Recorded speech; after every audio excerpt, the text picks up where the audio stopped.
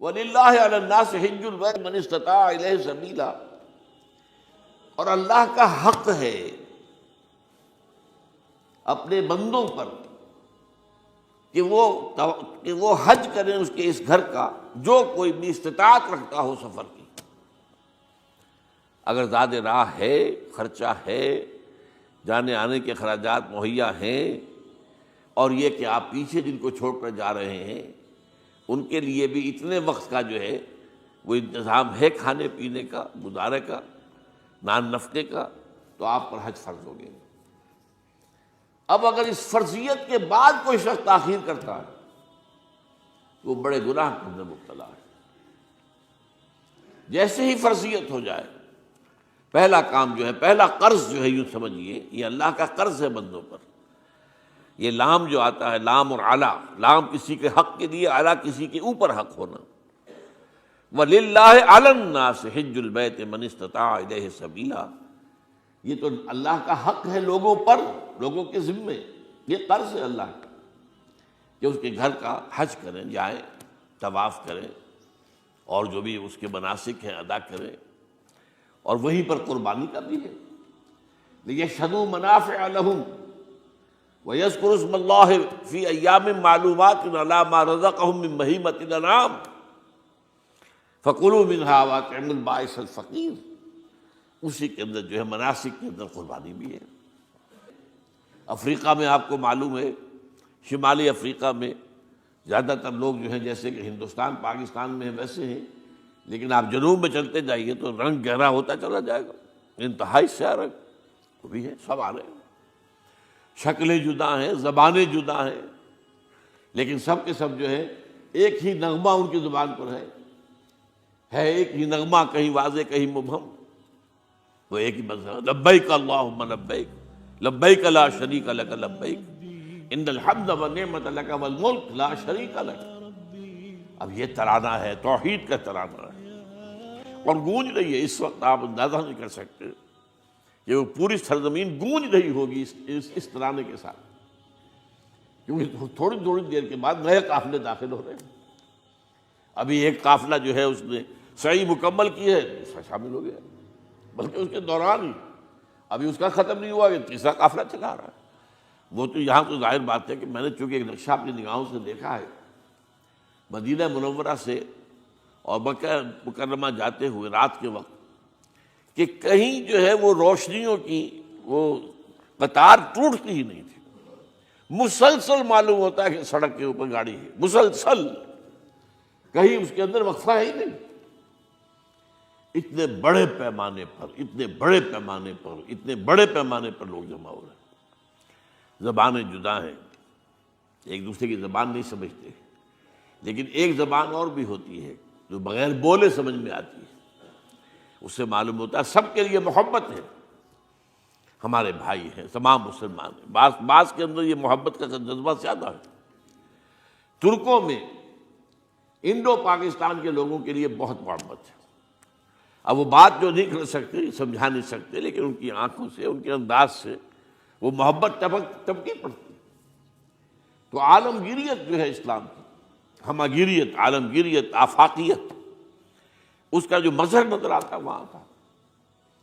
پھر یہ کہ ہمارے ہاں کی جتنے بھی فرقہ بندیاں ہیں وہ وہاں ختم ہو جاتی ہیں۔ وہاں اہل حدیث ہیں، حنفی ہیں، مالکی ہیں، شافعی ہیں، حنبلی ہیں۔ یہ کام بھی کیا ہے آ کر انہوں نے آل سعود نہیں، ورنہ اس سے پہلے جو ہے وہ 4 مصلے علیحدہ تھے، وہاں پر 4 جماعتیں علیحدہ ہوتی تھی۔ یہ حنفی مصلی ہے، یہاں پہ حنفی امام ہے وہ پڑھائے گا، یہ شافعی مصلی ہے، شافعی امام ہے وہ نماز پڑھائے گا۔ تو یہ جو ایک تفریق تھی وہاں بھی موجود تھی، انہوں نے ختم کیا، ایک امام کے پیچھے جماعت ہوگی، اسی میں حنفی بھی ہیں، مالکی بھی ہیں، شافعی بھی۔ کچھ ہیں لوگ جو زیادہ، جن کے اندر کچھ زہر زیادہ گھل گیا ہے فرقے واریت کا، وہ پھر نہیں نماز پڑھتے، وہاں پر محروم رہتے، اس کی فضیلتوں کو چھوڑ کر جا کر کہیں اپنے جو ہے گھروں پر جہاں ٹھہرے ہوئے وہاں جا کے نماز پڑھ لیتے ہیں کہ یہ جو ہے وہابی، ان کے پیچھے ہماری نماز نہیں ہوتی۔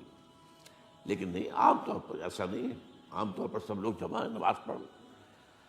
اور ایک سب سے بڑا مشاہدہ جو ہوتا ہے، جو مجھے سب سے پہلے ہوا تھا پہلے حج میں، یہ 1962 کی بات ہے، تو میں نے محسوس کیا یہ نماز کے اندر اختلافات جو ہیں اسلام مسلمانوں میں صرف اتنے ہیں کہ جس سے جماعت نہیں ٹوٹتی. اختلافات ہیں، رفع یدین ہے یا نہیں ہے، آمین بالجہر ہے یا نہیں ہے، اختلافات تو ہیں، لیکن جماعت نہیں ٹوٹتی. وہ جو ڈرل ہے، ڈرل جیسے کہ ڈرل ہوتی ہے، آرمی پریڈ ہو رہی ہے، وہ ڈرل ختم نہیں ہوتی. ایسا نہیں ہے. میں نے جب سوچا اگر کسی مسلک کے نزدیک رکوع بھی دو ہوتے جیسے سجدے دو ہیں، تو وہ لوگ تو ایک رکوع کے بعد دوسرا رکوع کرتے اور باقی لوگ سجدے میں چلے گئے ہوتے، جماعت ٹوٹ جاتی. یا اگر کسی کے نزدیک ہر رکعت کے اندر جیسے رکوع ایک ہے سجدہ بھی ایک ہی ہوتا، تو کچھ لوگ تو ایک سجدہ کر کے کھڑے ہو جاتے ہیں اور دوسرے لوگ جو ہے دوسرا سجدہ کر رہے ہوتے ہیں، جماعت ٹوٹ جاتی.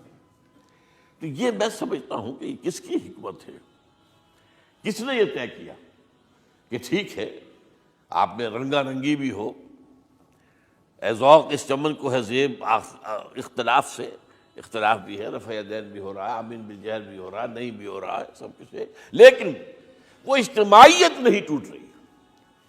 یہ وہ یوں سمجھیے کہ یہ زندہ معجزہ ہے اسلام کا کہ 1400 برس بیت گئے ہیں اور کتنے بڑے علاقے میں یہ اسلام پھیلا ہے، اور یہ کہ مختلف مسالک وجود میں آئے، اس میں کوئی شک نہیں ہے. حنفی ایک علاقے کے اندر آپ کو ملیں گے صرف شافعی، ہندوستان کا بھی مغربی ساحل کے صرف شافعی ملیں گے آپ کو.